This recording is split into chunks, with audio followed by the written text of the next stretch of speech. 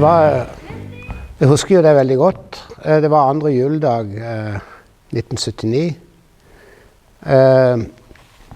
Og jeg bodde i Agergård på hybel, en sokkelleilighet. Og så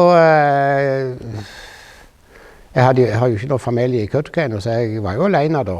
Og så sånn i tidtida på kvelden så kom Store Ailo, eller VG Ailo, eller Nigenidas Ailo på besøk. Og vi begynte å spille sjakk. Og vi hadde blitt kjent den høsten, fordi at han hadde, jeg må fortelle litt om bakgrunnen hans, for han var født i Tjornovopi i en lavvo i 1944. Og krigen sluttet jo i 1945. Og på den tiden var det sånn at det var ikke alle som klarte de klarte ikke å oppdra alle ungene, så de sendte noen sørpå. Så han ble sendt sørpå da. Og det var nok litt for at de skulle få et godt liv og sånn.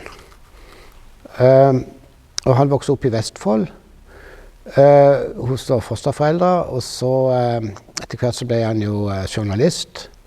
Og det er jo ikke kalt VG Ailo for ingenting. Han jobbet jo i VG, faktisk. Og var flink å skrive. På norsk da. Snakket østlandsk. Og så når han kom til Kautokeino den høsten, så begynte han på et samisk kurs for å lære seg samisk. Og jeg gikk på samme samisk kurs, og der ble jeg kjent med han. Så pratet vi en del, og vi ble ganske godt kjent etter hvert. Så det at han kom på besøk, det var helt greit det liksom. Det var ikke noe spesielt sånn sett. Det var ikke sånn at han liksom aldri hadde vært her før. Vi kjente hverandre da. Og så begynte vi å spille sjakk. Og vi var sånn halvgode begge to, og omtrent jevnbyrdige. Så vi spilte sjakk. Og så begynte han å fortelle at han hadde skrevet 39 dikt på et spesielt tema. Og de diktene, de hadde han da sendt til Jon Persen i Oslo, som var klassisk komponist. Og så Ailo håpte på at det skulle kunne bli en klassisk opera ut av det. Han mente at det temaet var interessant nok til en opera. Men Jon Persen hadde først suttet på de diktene ganske lenge, og så hadde han bare sendt de i retur, uten noen kommentar. Og det synes Ailo var litt sårende og litt skuffende, veldig skuffende. For han hadde håpet at det kunne bli noe ut av det. På den tiden, i 1979, da hadde Ivnigården holdt på 2,5 år. Og var på en bølge, kan du si. På toppen av en bølge, for vi hadde hatt mye medgang da. Vi hadde gitt ut plater det året. Vi hadde vært i TV-studio i Karasjok, og vi hadde vært i Utsjok og spilt inn et halvsju-program, populært ungdomsprogram i den tiden, som hadde vært på fjernsyn, og så hadde vi jo vært tatt opptak i et fjernsynsprogram, skolefjernsynsprogram, Samer i Nord, og det var vel ikke på det tidspunktet ikke vist, men det var laget, for å si det sånn. Så vi var med i program nummer 2 i den serien Samer i Nord, og spilte Skovla Vatsen. Og ja, jeg debuterte jo som skuespiller da. Skulle være sånn litt teit datsjalærer sørfra, som snakket over hodet på elevene da. Så jeg hadde jeg foreleste om onomatopoietikon da. Og elevene de satt og pratet med hverandre, visket og tegnet. Ole Johan Oskar var jo i den klassen, og det var mange artige, sånn litt nærbilder av det. Det var jo et veldig artig program. Så Evenepool var i vinden. Vi hadde hatt også ganske flere interessante konserter både her og der. De fleste gikk jo på skole i Evenepool, de var jo ikke så gamle. Og Ailo gikk på skole i Karasjok, og jeg var jo lærer i Kautokeino, så Evenepool var jo sånn hobby-amatørprosjekt selvfølgelig. Men jeg følte jo da at jeg kunne si til Stor-Ailo, hvis vi tenker rockopera i stedet for klassisk opera, så kan vi da tenke oss at vi snakker med Evenepool om å lage noe på dette her. Og han hadde jo i løpet av den høsten han hadde vært der, så hadde han jo hørt oss. Og jeg tror han kjente litt lille Ailo, Ingo-Arnt Ailo. Så det synes han var en god idé. Han tente på den ideen. Og jeg tror vi spilte sjakk. Det gikk nok så langsomt. Jeg vet ikke om jeg spilte 1 eller 2 ganger, eller hva vi gjorde, men så vi spilte for 10 om kvelden til sikkert i 1-2 tider om natta. Stor-Ailo, han drakk jo ikke, så det var jo ikke snakk om å sitte og drikke øl eller noe sånt. Så det var veldig rolig. Jeg husker det var veldig rolig og veldig sånn det var jo ikke planlagt, så det var jo helt sånn derfor husker jeg det kanskje ekstra godt. Så i forlengelse av det sjakkspillet så kontaktet jo jeg Ingo-Arnt Ailo og Evenepool og spurte om de kunne være interessert i å jobbe litt med dette.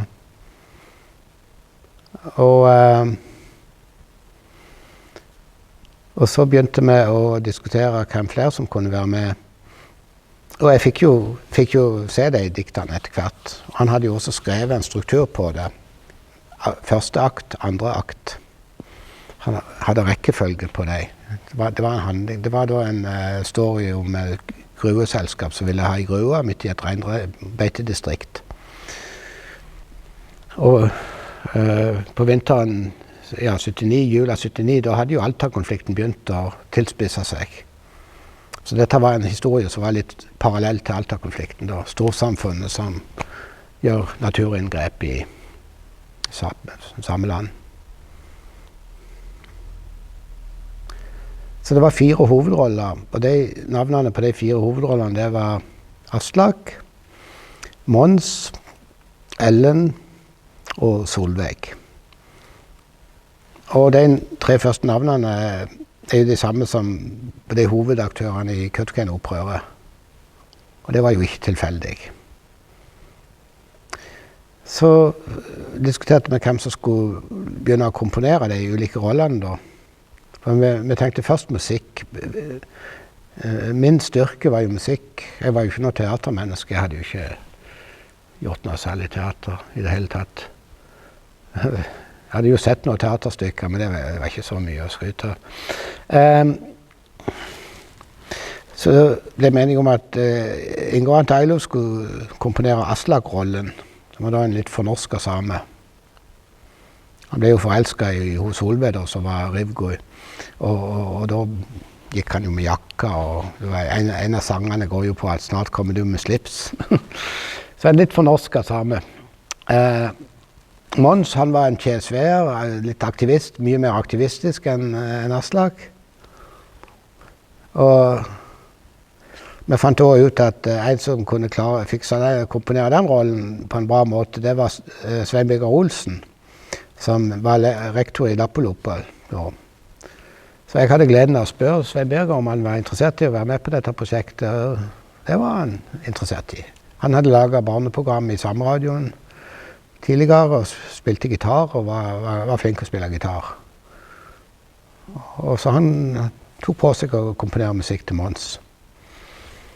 Og så var det jo den Rivgui-rollen da, som Solveig. Så jeg tok på meg å lage Samdadsja, så var det naturlig at jeg komponerte Rivgui-sangene til Solveig.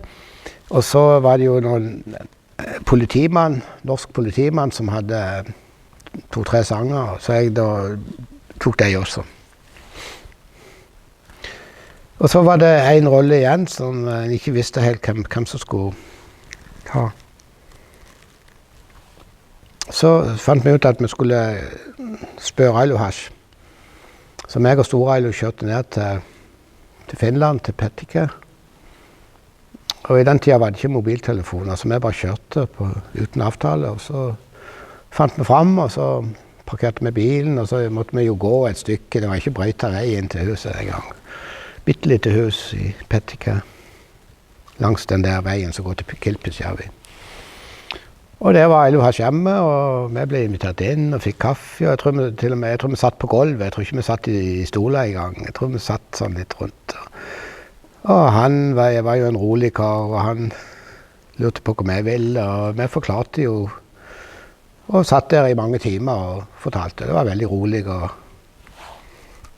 fredelig. Og til slutt så sa han ja, dette kunne han tenke seg å prøve å lage noe musikk på det, så han fikk jo de tekstene som omhandlet Ellen da, som Ellen skulle synge. Og et par måneder etterpå så fikk vi en kassett der han hadde lagt musikk til det, og spilte gitar selv da, til de.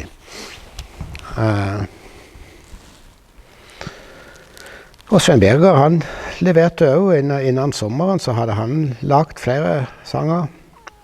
Og jeg lagde en god del sanger, og Ingar Antailo var i et veldig kreativt modus. På det tidspunkt lagde han som regel, i Evningården hadde han lagt omtrent en hit hver måned omtrent. En helt ny sang som ikke var helt ny liksom, og han leverte. Så litt av jobben min, det var å grovarrangere dette her for band da, for Evningården. Sånn som jeg pleide å gjøre. Vi jobbet jo sånn i Evningården, og Ailo kom med en melodi. Jeg fant grep på gitar eller orgel, alt etter som hva sjanger jeg følte det skulle være i. Noen ganger var det piano kanskje, og noen orgel, gitar og litt forskjellig. Av og til akustisk gitar, av og til litt rockete. Som jeg arrangerte så godt jeg kunne. Og den sommeren 1980, et halvt år etter sjakkspillet, så rigget vi oss til i gymsalen på barneskolen da, med en kassettspiller, helt vanlig kassettspiller. Og da, Per Ailo, han var på fjellet da, han drev jo med regn. Så det var i grunnen bare Nils Martin og Roger og meg som spilte instrumenter. Og jeg vekslet jo da mellom orgel og gitar. Og Nils Martin spilte naturligvis tromme, Roger spilte bass på det tidspunktet. Og dette jo, at Ailo sang Aslak-rollen, det var jo greit nok. Men det som ikke så mange vet, det var at Berit Solbritt Eira, hun som var frontfigur i Masineda, hun sang jo Ellen-rollen da. Hun sang veldig fint, var veldig god stemme. Og så var det en slektning av Nils Martin fra Alta, Liv Anne Lundberg, som sang Solveig-rollen. Nydelig stemme. Hun var egentlig sånn kunstner eller sånn kunsthåndverker. Bodde vel egentlig i Oslo, var fra Alta, bodde vel litt i Oslo da. Og så Ante Mikael sang Mons-rollen. Og så tok vi opp det, og det vi skulle med de opptakene, det var jo rett og slett å søke penger. Så det var jo sånn dobbelt kassettspiller, jeg husker ikke hvem som eide den, det var ikke min, men det var kanskje Svein Birger. Så tok vi opp alle de sangene. Vi tok opp 2 fulle C90-kassetter med sanger. For det var jo veldig mange sanger da. Og de var grove arrangert, så det var veldig upolert. Så hvis du hadde hørt på noen av dem, så hadde du kanskje syntes det var litt vel mye upolert da. Men så tok vi ut et knippe av dem, redigerte dem. Så jeg har en kassett liggende, som altså redigert tape med tanke på søknad. Og da søkte vi forskjellige institusjoner, så det var vel jeg som skrev den første søknaden. 2 sider på en gammel skrivemaskin, og så skrev vi en CV på meg og Store Ailo og Lille Ailo og Ailohas, og så sendte vi søknader av sted om penger da. Og arbeidstitel på det var Blodkniven. Og vi tenkte oss at introen på den skulle være den der Samisida-joiken, som da har det verset Guauta Keino, Varan Ibi, ikke sant? Oh, you know, you know.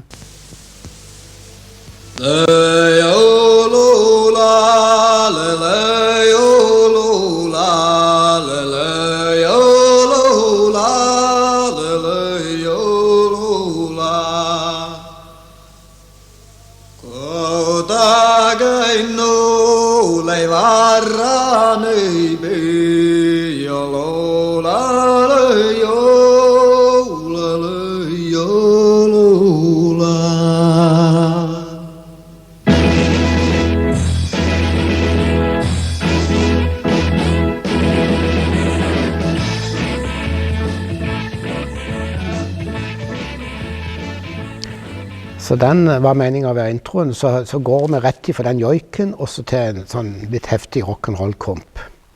Det var meningen å være overtyren, eller introen. Jeg tenkte rockeopera da. Så var det jo en annen sang som heter Våre vidder. Og den arrangerte meg egentlig ganske rockete den, og etter hvert så ble det hovedtitelen da. Så det ble jo hetende Våre vidder da til slutt. Så meg og Lille-Ailo og Store-Ailo og Svein Berger, vi dro til Alta, og så vi på musikalen her, som akkurat da var bevis på Alta kino, for å bli inspirert. Og selv hadde jeg sett rockeoperaen Tommy på film. Jeg vet ikke om du kjenner til Tommy, men det er The Who som spiller den, og det er jo ganske hardtslående. Det var sånn litt nok så heftig band på den tiden da. Og Elton John er jo med i den filmen. Og så hadde jeg sett Jesus Christ Superstar på Det Norske Teater som musikal. Så jeg tenkte rockeopera musikal. Og så var det sånn at på det tidspunktet så hadde jeg da skrevet kontrakt med Noras Fredskorps om å dra til Afrika. Og den hadde jeg fått utsatt fordi at jeg måtte få ferdig den plata med Øvningåen. Og jeg tørte ikke å ta sjansen på å få utsatt den lenger, så da bestemte jeg meg for å dra. Så midt i det der planleggingsarbeidet så dro jeg til Oslo på forberedelseskurs. Og der kontaktet jeg Halvdan Nedrejord, som også var i Oslo da. Halvdan, han var jo kirkeorganist, og så var han jo også jazzmusiker, så han spilte i en sånn jazzrock-gruppe som heter Høst. Ganske progressiv. De var norgeskjent på det tidspunktet, og han var også produsent for Yogaledji. Han hadde for eksempel vært produsent for den der Gofsehash, med Han gjorde damen da, i sin tid. Så han var et veldig sånn, han hadde allerede et navn i samisk musikkliv. Og heldigvis så gikk han med på å overta den rollen som arrangør og kapellmester og sånn, som jeg hadde hatt frem til da. Og jeg hadde skrevet ned alle låtene på note, med besifring, men han sa han hadde ikke bruk for det, så han fikk det nå likevel. Men du vet, han hadde jo ganske bra gehør og kunne jo sikkert høre akkurat. Så han fikk da frie hender, og etter det jeg forstod etterpå, så hadde han drevet de ganske hardt da, sånn, de musikerne som var med. Og de musikerne som vi hadde forresten løst opp Øvningåen da, rett før de gymsalopptakene. Vi hadde hatt en flott opptreden på, den siste opptreden vår, det var på Jallarlåt på Festspillene i Harstad i juni 1980. Og deretter så løste vi opp Øvningåen. Så etter det der gymsalopptakene så delte vi utstyret og delte pengene. Det var ikke mye penger som var til overs. Og skiltes i fred og fordragelighet. Og da tok det 17 år før vi hadde gjenforening. Så de som ble musikere da, når de begynte da å jobbe videre med det, da var jeg ute av bildet. Da gikk jo Roger over til å spille gitar i stedet for bass. Og så var det jo Kaptein Morgan da, som ble med og spille da. Og Ailo, han var jo, sang jo en av hovedrollene, så han var jo med. Og så Store-Ailo og Svein Berger, de fikk jo da de fikk tilslag på de søknadene, og de tok da kontakt med Knut Valle og Nils Gaup. Knut som instruktør og Nils Gaup som koreograf. Så kontaktet de Åge Gaup som scenograf. Så var det en fra Bergen, Signe Krog, som var kostymedesigner. Kurt Hermansen fra Nationalteatret, som med lysdesign. Åsa Simma fikk de fra Sverige til å synge Ellen-rollen. Hadde egentlig tenkt at han Jorrit skulle synge den Ellen-rollen, men jeg har aldri skjønt helt, og han Jorrit skjønner heller ikke det, hva som egentlig skjedde, hvorfor plutselig var det Åsa Simma som... Så det må jo ha vært et eller annet med at Svein Berge og eller Storreilo hadde truffet henne og avtalt med henne da. I alle fall så var det hun var 18 år, hun var bare 18 år på det tidspunktet. Og Roger var vel sikkert ikke mer enn 16 år toppen. Han var 12 år når vi begynte i Mimnigården i 1977, så i 1980, han var 12 pluss 3, det har jeg ikke stått med. Jeg tror han var 15 når vi spilte inn plata, og da var han sikkert 16 da. Og det var musikk han var interessert i. Han var ikke så veldig interessert i skolearbeid for øvrig. Musikktimen, det møtte han i hvert fall opp i. Ja. Så reiste jeg ut og 1. januar 1981. Så jeg har jo et kort fra Storreilo som han sendte ned 11. juni 1981. Som jeg fikk når jeg var i Afrika. Og det var et veldig rørende kort. Venn under ekvator begynner han med. Så skrev han, nå holder vi... Alt det vi drømte om i ferd med å bli virkelighet.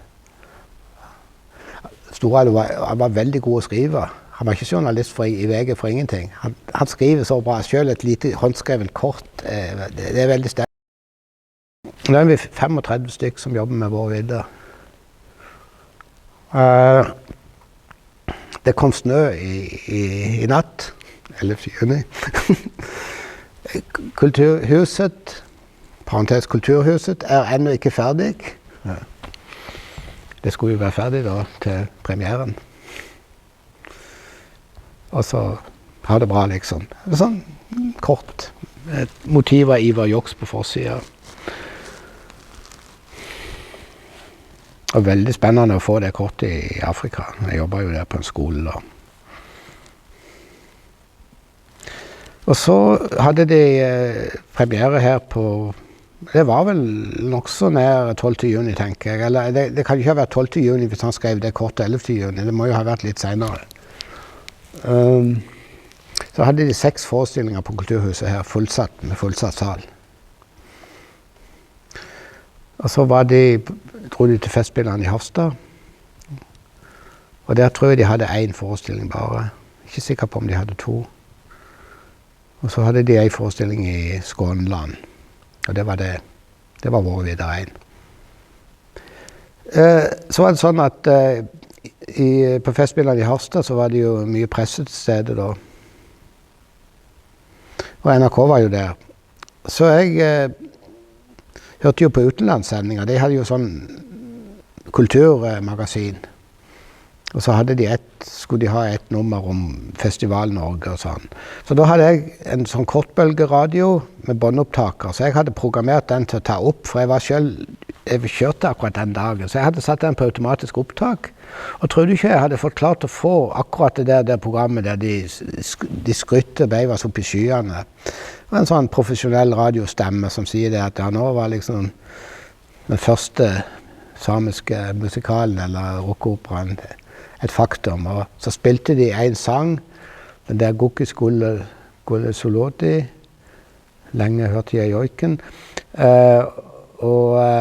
med Åsa Simma da, og så avsluttet de med at ja, og det var den første sammen. 2 minutter og 35 sekunder bare, og det opptaket har jeg, med sånn passelig kortbølgesusing. Samisk kultur var tema for Festspillene i Nord-Norge i år. Målet var å inspirere samiske kulturarbeidere til økt innsats, og ikke minst å skape større forståelse for det som rører seg i samenes kultur. En av de mest oppsiktsvekkende forestillingene i Harstad var historiens første joik rock musical. Våre vidder heter den, og den ble framført av amatørgruppa Beivas fra Kautokeino. Stykket handler om et gruveselskap som bygger anleggsvei på Finnmarksvidda, og hvordan reindriftssamene forsøker å hindre det. Det er en fortelling om konflikten mellom storsamfunnet og det samiske samfunn, men den blir behandlet på en underholdende og veldig morsom måte. I våre vidder treffer vi både klønete og ikke helt gløgge politifolk, og møter også naive, men velmenende studentdemonstranter fra Oslo. Og tenker noen på Alta-saken, så er det nok meningen det. Som i alle skikkelige musikkspill er også litt kjærlighet med i bildet. Her skal vi høre Åsa Simma som samejenta Elle med sin kjærlighetssang til Aslak. Joiken hans kommer til meg.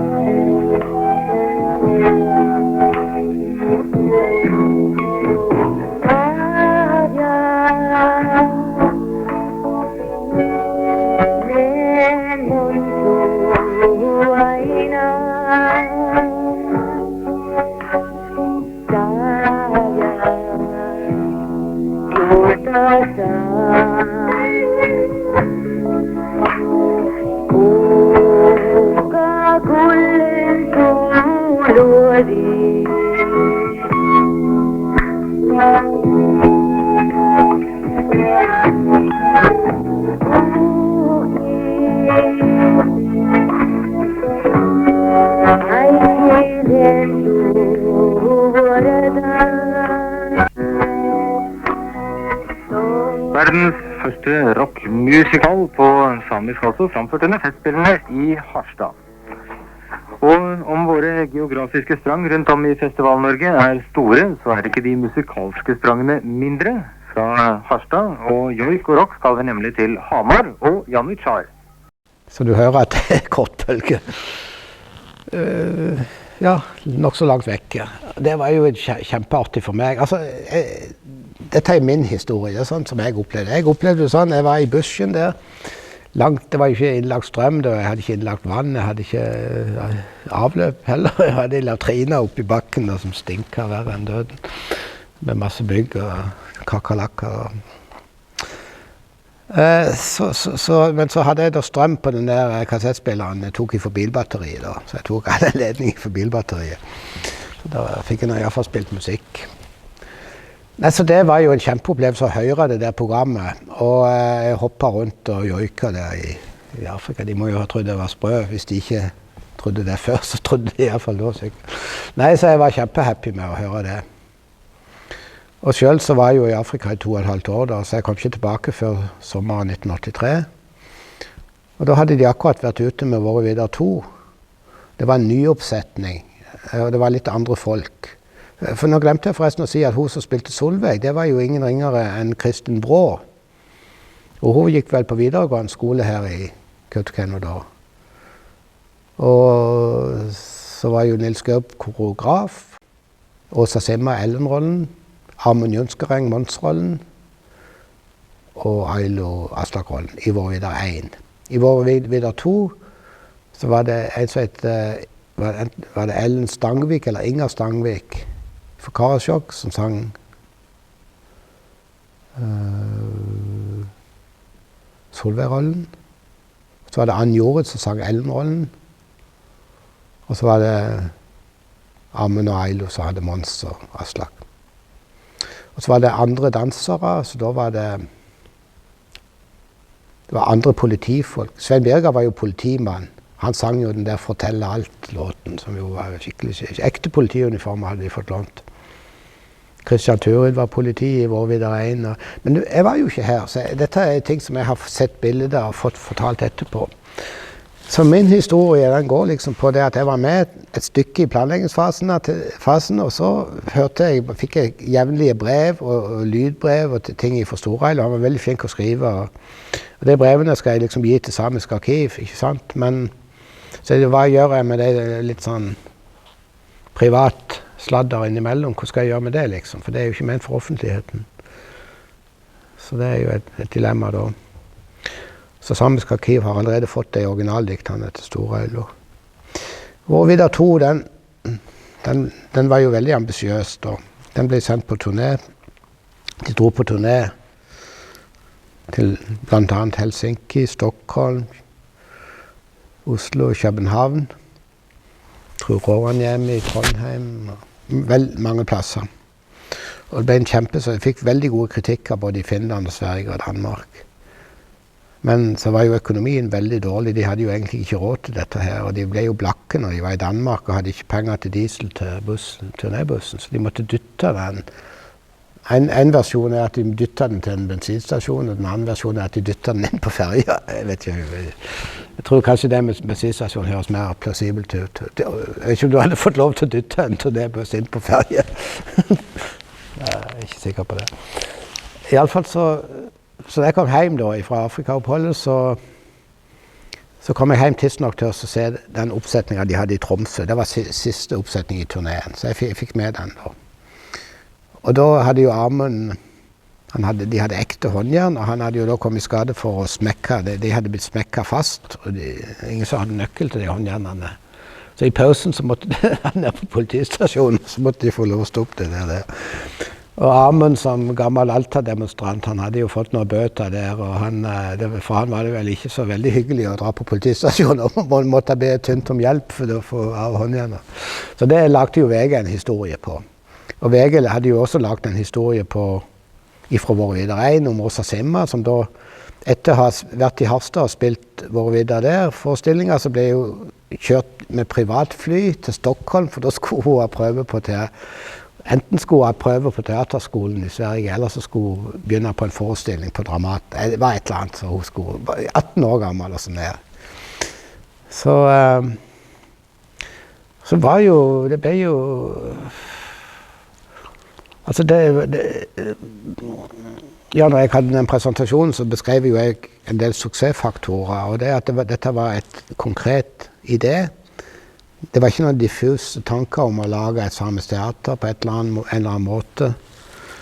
En veldig konkret idé, med konkrete tekster og konkret handling. Og så var det humor og selvironi, så var det kjærlighetshistorie, aktuell politisk i forbindelse med Alta-konflikten, bare tilspisset seg. I løpet av den prosessen så ble det jo sultestreik og nullpunkter, politiaksjoner. Det er klart at dette var jo høyaktuelt politisk, og samtidig så var den ikke sånn overseriøs, den var humoristisk.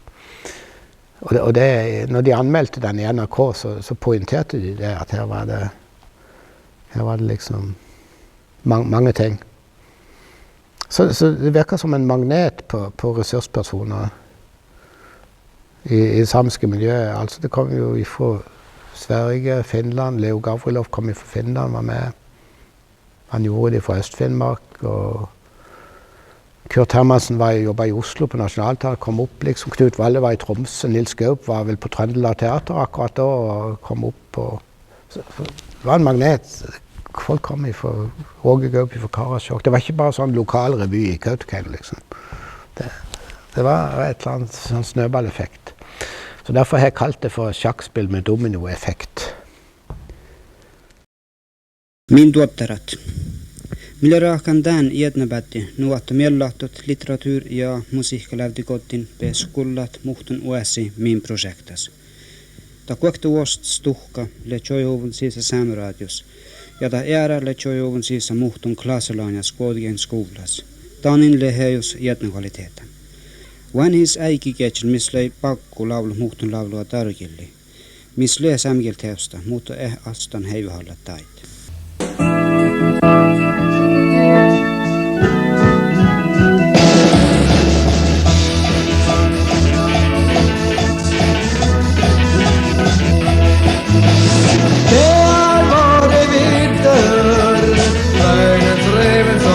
Når vinteren mørk og lang, langt oss og vi sammen. Men ikke nå når sola varmer og snøen renner ut i alma. Da våkner gleden over livet, vi klarer ikke å være sure lenger.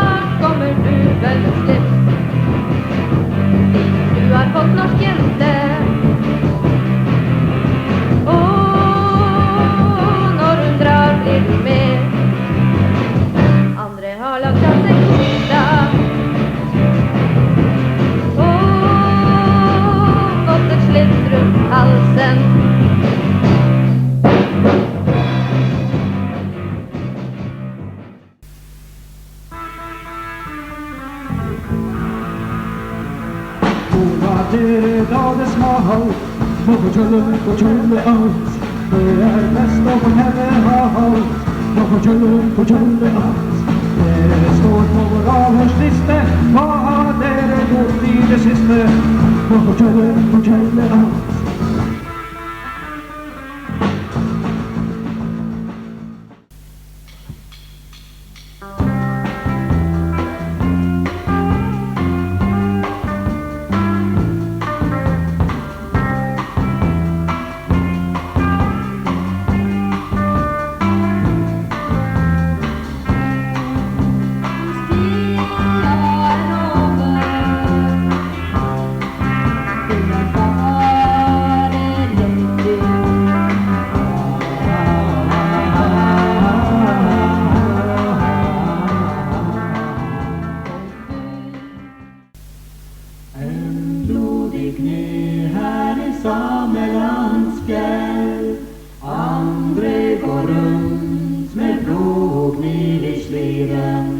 En blodig ner här i Samelands fjäll.